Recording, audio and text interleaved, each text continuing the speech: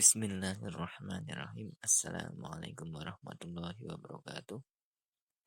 Alhamdulillahirrahmanirrahim. Wassalatu wassalamu ala asrafil anbiya'i wal mursalin wa ala alihi wa sahbihi ajma'in, amma ba'du. Pertama-tama marilah kita panjatkan puji syukur kita kepada Allah Subhanahu wa taala, di mana pada kesempatan kali ini kita dapat menjalankan perkuliahan dengan keadaan sehat walafiat tanpa ada kekurangan suatu apapun. Selawat serta salam kita aturkan kepada junjungan kita Nabi besar Muhammad Sallallahu Alaihi Wasallam, di mana kita tunggu syafaatnya di yaumul akhir nanti. Pada kesempatan kali ini, saya dan rekan saya akan sedikit menyampaikan hasil diskusi kami, yaitu tentang manajemen risiko zakat. Sebelumnya perkenalkan, kami dari kelompok 10 yang beranggotakan saya sendiri Bagus Susilo dengan NIM 191231068 dan teman saya Gabriela Ismawati Miftahul Jannah dengan NIM 191231065. Langsung saja kita ke materi yang pertama, yaitu model manajemen risiko institusi zakat. Manajemen risiko ini merupakan hal yang sangat baru di dunia Islamic Social Finance atau keuangan sosial Islam, dan belum ada rumusan yang bersifat konkret dapat dijadikan sebagai rujukan. Pada lembaga zakat, aspek manajemen risiko ini belum banyak mendapatkan perhatian dan pembahasan para penggiat zakat dunia. Sampai kemudian hal tersebut didiskusikan dalam pertemuan IWGZCP atau International Working Group on Zakat Core Principles. Fase dalam memodelkan manajemen risiko pada institusi zakat ini terdiri dari 5 tahapan atau terdiri dari 5 fase. Jadi fase yang pertama yaitu fase dimulai dengan pembentukan konteks. Jadi pembentukan konteks yang diidentifikasi dari kajian pustaka dan wawancara mendalam dengan para praktisi yang paham dengan lingkungan internal entitas institusi zakat serta dilanjutkan dengan penentuan tujuan. Kemudian fase yang kedua yaitu fase pengidentifikasian risiko dan dampaknya. Pada fase ini dimulai dengan penentuan kelompok atau klaster risiko, sehingga mempermudah penulis dalam mengidentifikasi risiko dan dampaknya. Kemudian dilanjutkan dengan konfirmasi temuan risiko dan dampaknya kepada praktisi entitas terkait. Kemudian fase yang ketiga yaitu fase pengukuran risiko. Dalam fase ini dapat menggunakan beberapa kriteria dan skala pengukuran yang tentunya harus sesuai dengan kebutuhan dalam institusi zakat. Dalam fase ini akan mengukur tingkat kemungkinan, dampak, kerentanan, dan kecepatan terjadinya risiko. Kemudian fase yang keempat yaitu evaluasi risiko. Setelah mendapatkan tingkat risiko berdasarkan penilaian atas tingkat kemungkinan, dampak, kerentanan, dan kecepatan terjadinya risiko, kemudian dilanjutkan dengan analisis prioritas risiko dan dampaknya, sebelum hasil akhir dapat dijadikan dasar dalam pembuatan implikasi manajerial. Maka dilakukan validasi hasil kepada praktisi entitas terkait. Kemudian fase kelima yaitu perlakuan terhadap risiko. Pada fase ini akan dilakukan tindakan yang berupa teknik, proses, prosedur untuk mengurangi dampak risiko yang mungkin muncul dalam aktivitas entitas. Lanjut ke pembahasan yang selanjutnya yaitu identifikasi manajemen risiko institusi zakat.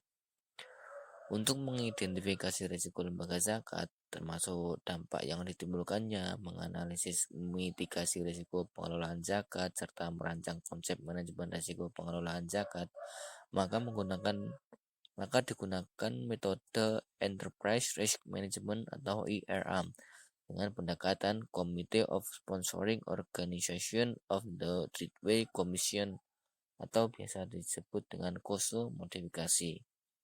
Langkah pertama dalam manajemen risiko adalah mengidentifikasi risiko-risiko yang ada di institusi zakat.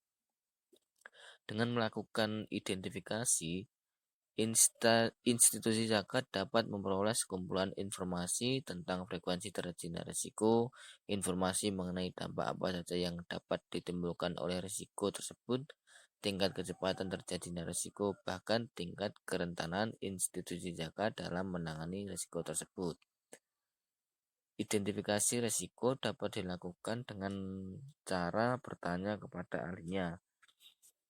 Pendapat ahli dapat diperoleh dengan cara wawancara mendalam atau dengan cara in-depth interview kepada satu orang, sekelompok orang, atau melalui diskusi kelompok atau focus group discussion.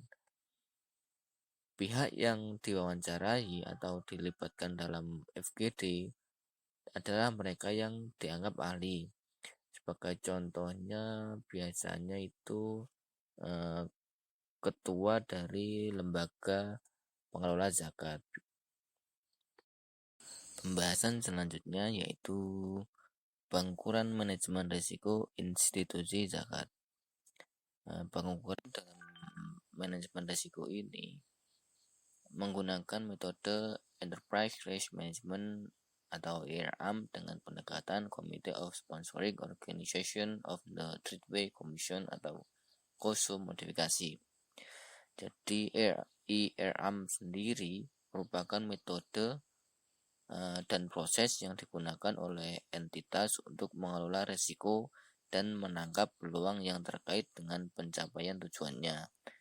ERM menyediakan kerangka kerja untuk manajemen risiko, diawali dengan identifikasi peristiwa tertentu atau situasi yang relevan dengan tujuan organisasi, penilaian dalam hal kemungkinan dan besarnya dampak, penentuan strategi respon, dan pemantauan kerangka kerja.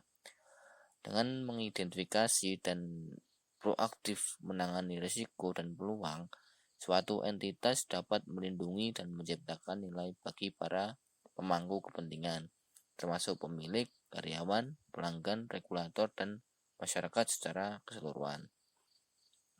Tingkat risiko tidak hanya diukur dari dua dimensi semata, yaitu tingkat kemungkinan atau likelihood dan besaran dampak atau impact. Dalam pengukuran risiko institusi zakat akan ditambahkan dua kriteria lain, yaitu tingkat kerentanan dan kecepatan terjadinya risiko tersebut, sehingga kriteria penilaian tingkat risiko dalam kajian ini berdasarkan pada kemungkinan, besaran dampak, tingkat kerentanan, dan kecepatan terjadinya risiko tersebut. Oke, next. Pembahasan berikutnya yaitu mitigasi risiko institusi zakat. Strategi mitigasi merupakan tindakan yang berupa teknik, proses, prosedur untuk mengurangi dampak risiko yang mungkin muncul dalam aktivitas entitas. Manajemen dalam meminimalisir kerugian yang ditimbulkan oleh risiko wajib membangun perencanaan strategi mitigasi risiko. Secara garis besar, mitigasi risiko pada institusi zakat dapat dibagi menjadi 5 tingkatan tanggapan terhadap risiko. Yaitu yang pertama, menghilangkan risiko institusi zakat dengan menghapus bahaya tertentu yang muncul dari aktivitas terkait institusi zakat, sehingga risiko tersebut tidak lagi menjadi ancaman bagi institusi zakat. Kemudian tanggapan kedua yaitu mengambil tindakan untuk tidak melakukan aktivitas yang memungkinkan terjadinya risiko, sehingga institusi zakat lebih berhati-hati dalam mengelola dana zakat. Yang ketiga, mengurangi kemungkinan terjadinya sesuatu risiko dan dampak kerusakan yang dihasilkan oleh suatu aktivitas dalam institusi zakat dengan memindahkan risiko yang muncul kepada pihak lainnya.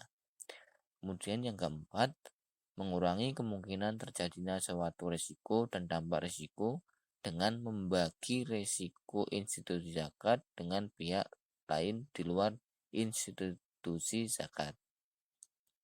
Yang kelima, proses mitigasi risiko yang terakhir ialah menerima risiko tersebut sebagai bagian penting dari aktivitas pengelolaan zakat. Lanjut lagi kita ke pembahasan risiko institusi zakat. Secara keseluruhan, risiko institusi zakat dapat dikelompokkan menjadi 5 kategori risiko, yaitu strategis, edukasi, operasional, pelaporan, dan kepatuhan. Dari 5 kategori ini dapat dipecahkan lagi menjadi 11 jenis risiko, yang kemudian dijabarkan lagi ke dalam 36 sub jenis risiko, dan secara keseluruhan telah teridentifikasi sebanyak 405 risiko dalam institusi zakat. Kemudian dari jumlah risiko yang telah teridentifikasi sebanyak 405 risiko tersebut telah diklasifikasikan tingkat risikonya, yaitu terdapat 4 klasifikasi atau terdapat 4 tingkatan risiko. Yang pertama risiko ekstrim, yang kedua risiko tinggi, yang ketiga risiko sedang atau moderat, kemudian yang keempat risiko rendah. Risiko ekstrim, risiko yang tidak dapat ditoleransi sehingga membutuhkan tindakan segera oleh manajemen senior. Kemudian risiko tinggi, yaitu risiko yang sebaiknya dihindari sehingga membutuhkan perhatian oleh manajer senior. Untuk risiko moderat, yaitu risiko yang dapat diterima, namun risiko ini perlu dikelola sehingga menugaskan manajemen untuk bertanggung jawab. Kemudian yang terakhir risiko rendah, risiko yang tidak perlu dipertimbangkan karena dampaknya kecil sehingga cukup dengan prosedur rutin. Kemudian di sini dapat dilihat persentase dari masing-masing tingkatan risiko. Dari 405 risiko tadi terdapat 7,7% risiko ekstrim dengan jumlah 31 risiko. Kemudian terdapat 47,7% risiko tinggi dengan jumlah 193 risiko. Kemudian terdapat 40% risiko moderat atau sedang dengan jumlah risiko sebanyak 162 risiko. Kemudian yang terakhir 4,7% risiko rendah dengan jumlah 19 risiko. Dengan demikian dapat disimpulkan bahwa lebih dari setengah dari risiko teridentifikasi di institusi zakat tergolong termasuk risiko tinggi dan ekstrim, sehingga manajemen risiko institusi zakat perhatian untuk manajemen risiko ini dikatakan sangat penting untuk ditindaklanjuti atau dipelajari untuk menghindari risiko-risiko tersebut. Kemudian ada 11 risiko institusi zakat. Nah, yang pertama itu ada risiko strategis. Apa sih risiko strategis itu? Nah, risiko strategis itu merupakan risiko yang terkait dengan keputusan suatu institusi zakat, baik dalam jangka panjang maupun jangka pendek. Tapi seringnya itu jangka panjang. Yang terletak dalam kendali manajer puncak. Nah, jadi yang memegang kendali itu seorang manajer puncak. Kemudian resiko ini tuh bersifat menyeluruh karena bisa berdampak pada seluruh kebijakan institusi zakat. Resiko ini biasanya timbul karena suatu kondisi institusi zakat menetapkan strategi yang kurang sejalan dengan visi misi institusi zakat tersebut. Kemudian melaksanakan strategi institusi zakat yang tidak komprehensif. mengambil keputusan yang tidak tepat, kemudian kurang responsif. Resiko visi misi merupakan kondisi yang dialami oleh institusi zakat yang disebabkan karena tidak tercapainya visi misi dari lembaga tersebut. Nah, kemudian itu jika terjadi kegagalan dalam institusi zakat dalam menjalankan visi misi, hal ini akan menyebabkan lembaga tidak mempunyai dasar yang luas. Kemudian ada resiko tujuan. Perumusan tujuan institusi zakat yang kurang tepat juga memiliki dampak yang buruk terhadap terjadinya resiko strategis. Nah, resiko ini bisa saja muncul karena disebabkan faktor tujuan itu sendiri. Misalnya tujuan terlalu ideal, tidak fokus, kurang jelas, di luar kontrol institusi zakat, dan yang lainnya. Selain itu juga bisa terjadi karena visi misi tidak sejalan dengan tujuan strategis. Nah, kemudian ada resiko reputasi. Resiko reputasi sendiri merupakan resiko terjadinya potensi kerugian bagi suatu institusi zakat yang diakibatkan oleh persepsi negatif yang dapat mempengaruhi kemampuan lembaga zakat terkait. Nah, resiko ini tuh bisa saja muncul karena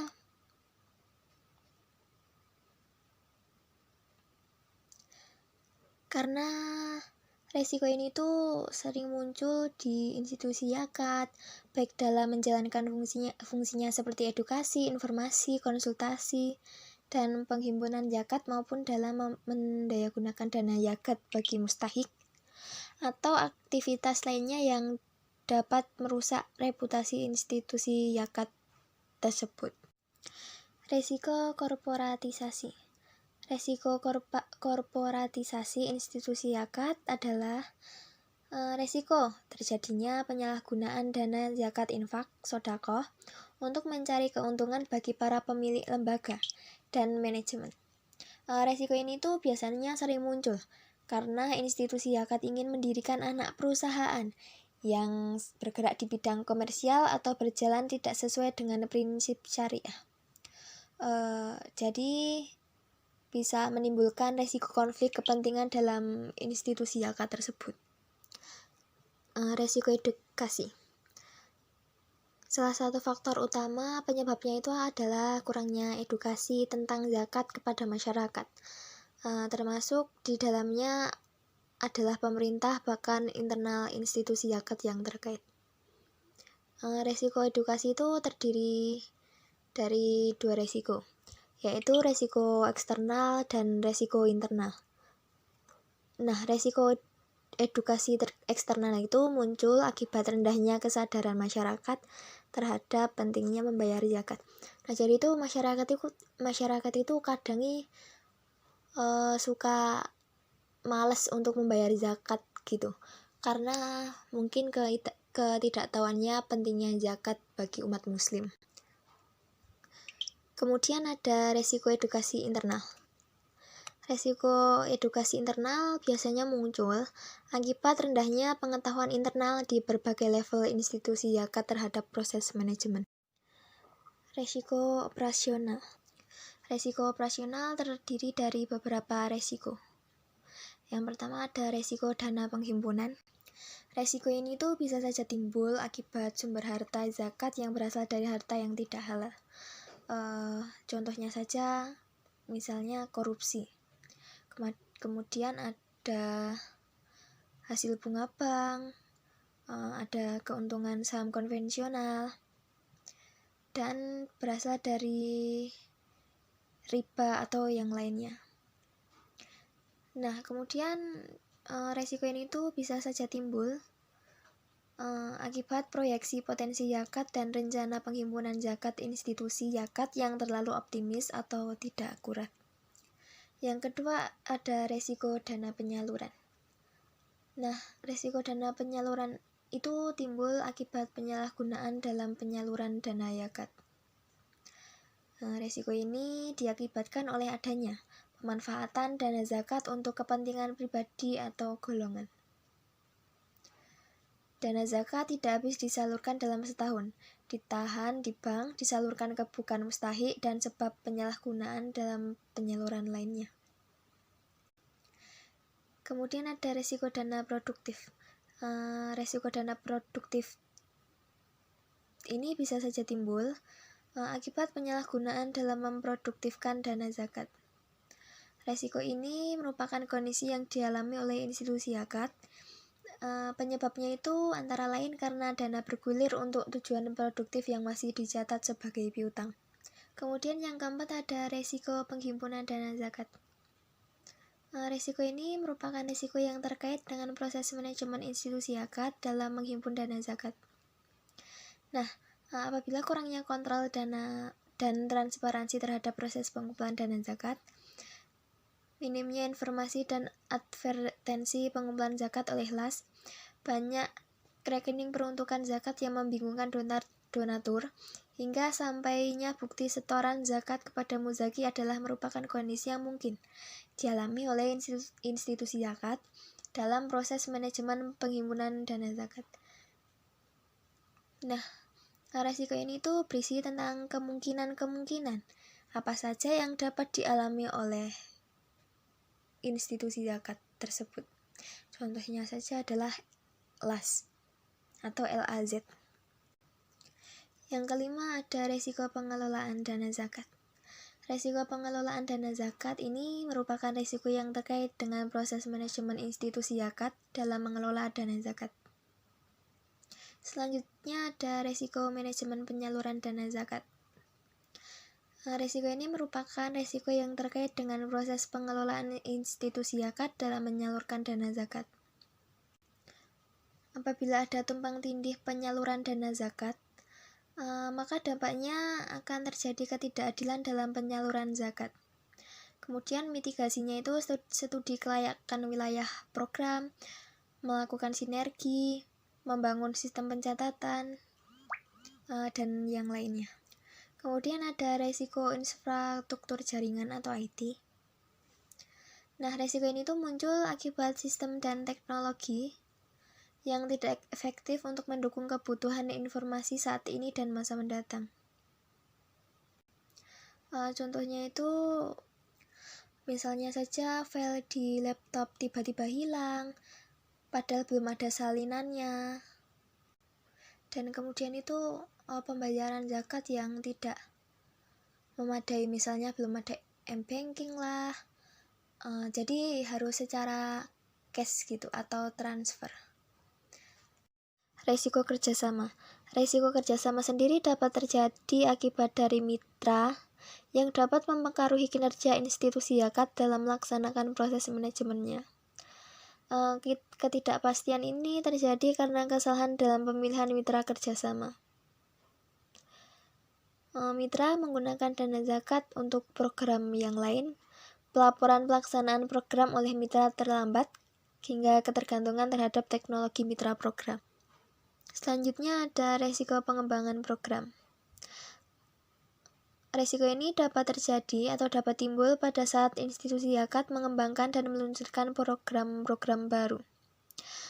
Kendalanya bisa jadi karena program baru tidak sesuai dengan keinginan dan kebutuhan muzaki, atau budget melebihi kemampuan institusi zakat. Program-program hanya saling contoh dan kurang inovatif. Jadi misalnya hanya mencontoh dari lembaga zakat lain begitu. Resiko kepemimpinan. Resiko ini dapat disebabkan antara lain karena lemahnya tokoh yang memimpin institusi zakat, struktur organisasi tumpang tindih, struktur remunerasi yang tidak efektif. Dalam pemilihan dewan sering terjadi resiko terjebak pada nama besar atau orang titipan. Berikutnya ada resiko kompetisi. Resiko kompetisi antar institusi zakat dapat terjadi karena adanya persaingan popularitas program dengan institusi zakat lainnya. Kemudian adanya kampanye negatif tentang institusi zakat, sehingga Muzaki memilih membayar zakat tidak melalui institusi zakat hingga ketidakharmonisan Basnas dan institusi zakat swasta lainnya. Misalnya saja antara Basnas dan Lazismu atau yang lainnya. Resiko pengembangan program. Resiko pengembangan program timbul pada saat institusi zakat mengembangkan dan meluncurkan program-program baru. Kemudian ada resiko kejahatan. Resiko ini terjadi akibat dari segala tindakan-tindakan ilegal yang dilakukan oleh siapa saja di berbagai level unit institusi zakat.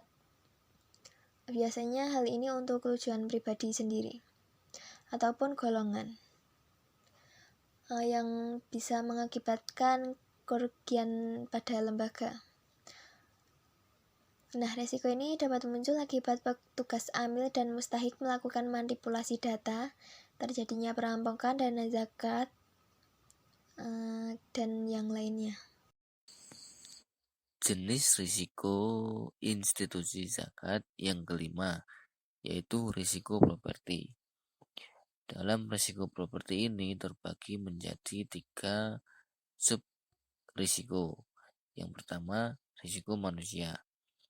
Risiko properti terjadi atas properti atau harta benda institusi zakat yang diakibatkan karena perilaku manusia, ketidakpastian ekonomi, dan bencana alam, sehingga mengakibatkan kerugian institusi zakat. Contohnya karena perilaku manusia itu sendiri, kemudian rusaknya sarana prasarana, mungkin bisa juga karena kebakaran dan bencana alam. Kemudian risiko properti yang kedua yaitu risiko ekonomi. Risiko kehilangan properti yang disebabkan karena ketidakpastian ekonomi. Misalnya terjadi fluktuasi mata uang, perubahan harga, pergeseran atau perubahan preferensi, resesi ekonomi, kelangkaan sumber daya, hingga perubahan teknologi. Kemudian yang ketiga yaitu risiko bencana alam. Risiko kehilangan properti yang disebabkan karena bencana alam terjadi saat sumber daya atau kapasitas yang tersedia sangat tidak memadai dalam mengatasi ancaman bencana alam yang menyebabkan kerugian hingga kehilangan nyawa, materi, dan kerugian lingkungan. Jenis risiko institusi zakat yang selanjutnya yaitu jenis yang keenam, risiko amil dan relawan. Risiko amil dan relawan ini terbagi menjadi 2 sub risiko, yaitu yang pertama risiko tata kelola amil dan yang kedua risiko pengelolaan relawan. Untuk risiko tata kelola amil biasanya terjadi apabila institusi zakat tidak dapat merekrut, mempertahankan, dan mengelola sumber daya manusia institusi zakat. Termasuk di dalamnya belum ada standarisasi tata kelola amil yang baik, belum adanya pelatihan amil yang terstruktur dan sistematik, tidak adanya kejelasan mengenai jenjang karir amil digaji di bawah standar, mindset SDM bahwa institusi zakat bukan pilihan utama pencari kerja yang berbakat, hingga tidak adanya komunikasi yang baik. Kemudian risiko pengelolaan relawan biasanya terjadi ketika institusi zakat itu tidak berkomitmen penuh untuk mengembangkan dan menerapkan standarisasi tata kelola relawan yang baik. Biasanya risiko ini disebabkan karena kualitas calon relawan yang terbatas. Kemudian tidak efisiennya screening relawan, rendahnya kualitas relawan, kurang komitmen dengan pekerjaannya, kurangnya pengawasan terhadap relawan, hingga kurangnya komunikasi antar amil dan relawan. Jenis risiko yang ketujuh yaitu risiko muzaki dan mustahik. Risiko ini dibagi menjadi 7 sub risiko. Yang pertama, risiko muzaki. Risiko ini merupakan kondisi yang dialami oleh institusi zakat yang disebabkan karena muzaki tidak tahu cara menghitung besaran zakat. Atau mungkin juga bisa muzaki menyalurkan zakatnya ke lebih dari satu institusi zakat, muzaki yang tidak bisa diidentifikasi, hingga banyaknya muzaki yang membayar zakat secara musiman atau hanya Ramadan saja. Kemudian jenis sub risiko yang kedua yaitu risiko kehilangan muzaki.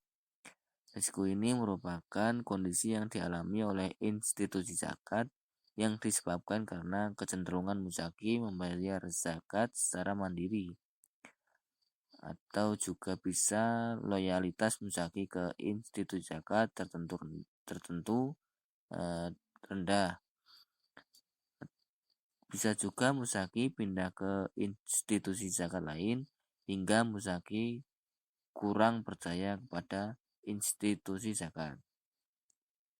Kemudian yang ketiga yaitu risiko kepuasan muzaki.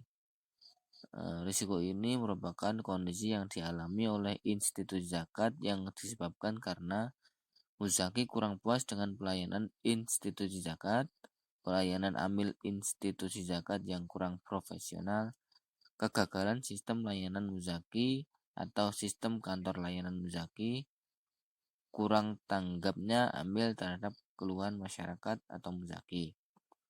Kemudian sub risiko yang keempat yaitu risiko mustahik. Risiko ini risiko di mana kondisi yang dialami oleh institusi zakat yang disebabkan karena belum adanya standarisasi dalam memverifikasi mustahik di masing-masing program, atau juga belum adanya indikator pengukuran kesejahteraan mustahik. Kemudian sub risiko yang kelima yaitu risiko kehilangan mustahik. Risiko ini kondisi yang dialami oleh institusi zakat yang disebabkan karena lokasi mustahik yang susah dijangkau atau banyak mustahik yang tidak teridentifikasi oleh institusi zakat, atau bisa juga domisili mustahik tidak tetap hingga mustahik tidak memiliki tanda pengenal KTP. Kemudian sub risiko yang keenam yaitu risiko kepuasan mustahik. Merupakan kondisi yang dialami oleh institusi zakat yang disebabkan karena mustahik kurang puas dengan pelayanan institusi zakat atau lambatnya pelayanan amil kepada mustahik atau sistem kantor layanan mustahik. Mungkin juga mustahik menuntut pelayanan prima dan lembaga amil zakat dari lembaga amil zakat hingga kegagalan sistem pelayanan mustahik. Kemudian sub yang terakhir yang ketujuh yaitu sub risiko kode etik. Risiko ini terkait dengan kode etik dalam proses perzakatan. Muzaki maupun mustahik memberikan hadiah kepada amil, muzaki belum memahami adab-adab memberikan zakat, mustahik belum memahami adab-adab menerima zakat, hingga amil belum memahami adab-adab mengumpulkan zakat.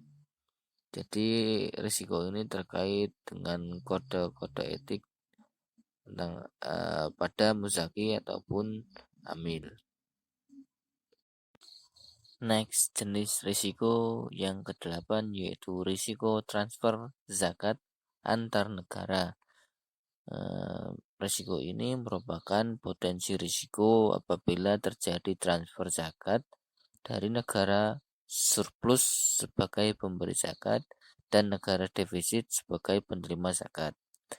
Risiko ini dapat terjadi antara lain karena belum adanya internationally accepted zakat management standard negara dan juga bisa negara pemberi dan penerima memiliki standar zakat yang berbeda. Kemudian tingginya country risk di negara penerima, belum adanya assessment country risk dan transfer risk oleh masing-masing negara. Negara pemberi dan penerima enggan membagi informasi yang bersifat rahasia hingga belum adanya institusi zakat di negara pemberi atau penerima. Jenis risiko yang ke-9 yaitu risiko pelaporan. Risiko ini terbagi menjadi 2 subrisiko. Yang pertama risiko pelaporan, yang kedua risiko pencatatan. Untuk risiko pelaporan ini merupakan kondisi yang dialami oleh institusi zakat yang disebabkan karena ketidaksiapan institusi zakat dalam pelaporan segala aktivitasnya kepada stakeholder. Risiko ini muncul antara lain karena belum adanya standarisasi bentuk laporan zakat institusi zakat ke stakeholder yang baku. Kemudian risiko pencatatan merupakan kondisi yang dialami oleh institusi zakat yang disebabkan karena kegagalan institusi zakat dalam pencatatan keuangannya secara internal. Risiko ini muncul karena panjangnya rantai pencatatan dana zakat yang masuk. Lanjut ke jenis risiko institusi zakat yang ke-10 yaitu risiko hukum. Risiko ini merupakan kondisi yang dialami oleh institusi zakat yang disebabkan karena adanya perubahan regulasi atau hukum dari regulator atau pemerintah yang dapat mengancam posisi institusi zakat dan kemampuan lembaga dalam menjalankan aktivitasnya secara efektif dan efisien. Yang terakhir adalah resiko kepatuhan. Resiko kepatuhan sendiri dibagi menjadi 2, yaitu resiko kepatuhan syariah dan resiko kepatuhan regulasi. Resiko kepatuhan syariah sendiri timbul akibat dari tidak dipatuhinya dan dilaksanakannya peraturan-peraturan atau ketentuan syariah yang telah ditetapkan. Selanjutnya ada resiko kepatuhan regulasi. Resiko ini timbul akibat dari tidak dilaksanakannya peraturan atau ketentuan yang berlaku dan yang telah ditetapkan oleh regulator. Resiko ini juga bisa timbul karena disebabkan seluruh lapisan unit institusi zakat kurang paham mengenai regulasi zakat itu sendiri. Cukup sekian presentasi dari kami kelompok 10 tentang manajemen risiko zakat. Apabila terdapat kekurangan dari penyampaian materi kami mohon maaf yang sebesar-besarnya. Terima kasih atas perhatiannya. Cukup sekian. Wassalamualaikum warahmatullahi wabarakatuh.